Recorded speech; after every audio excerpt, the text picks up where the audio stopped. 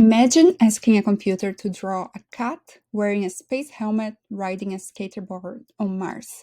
A few years ago, that was science fiction. Today is just another Tuesday in the world of AI. Forget canvases and paintbrushes though. These AIs are like digital artists who learn by looking at billions of images. And today we're going to break down the artistic process using a simple analogy, the sculpture in the mist. So number one here, the art school, training data and latent space.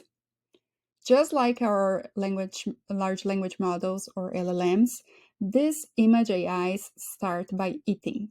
But instead of text, they consume billions of images paired with their descriptions.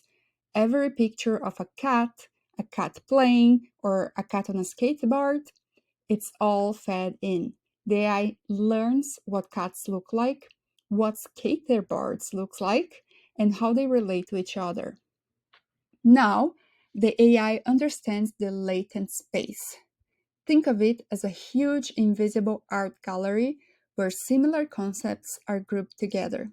For example, the concept of a regular banana is in one area, and the concept of nanotechnology or tiny tech is in another.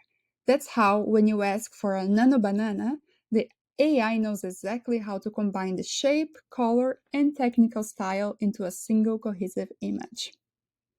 Number two here, the creative process, diffusion models, the sculpture in the mist. Here's where the real magic happens.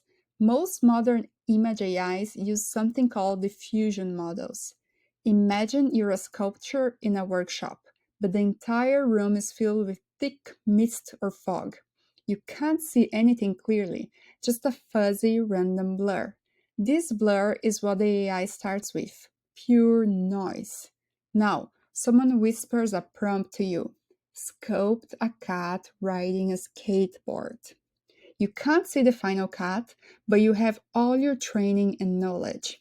Your job as the sculptor, the AI sculptor, is to slowly clear away the mist, step by step, revealing the hidden image beneath, guided by what that prompt whispered.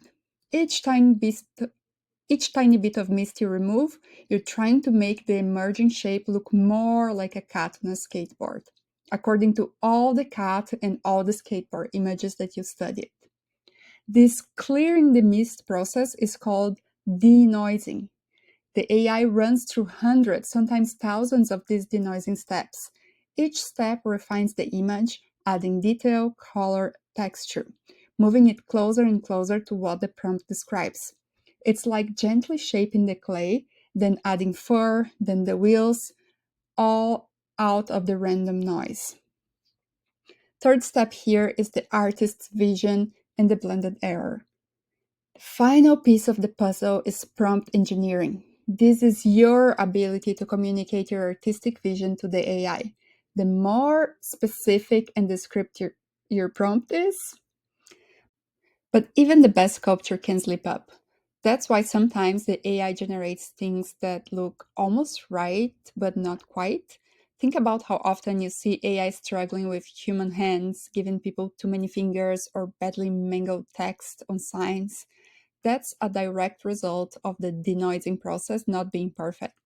The AI saw billions of hands, but when trying to sculpt one from noise, it sometimes misinterprets the subtle connections, resulting in a distorted outcome.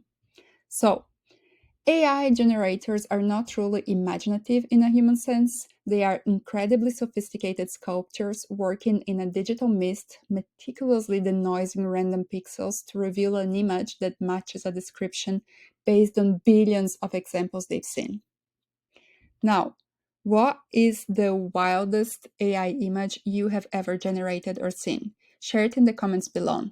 And if you found this explanation easy to follow, please hit the like button and subscribe for more deep dives into the world of AI.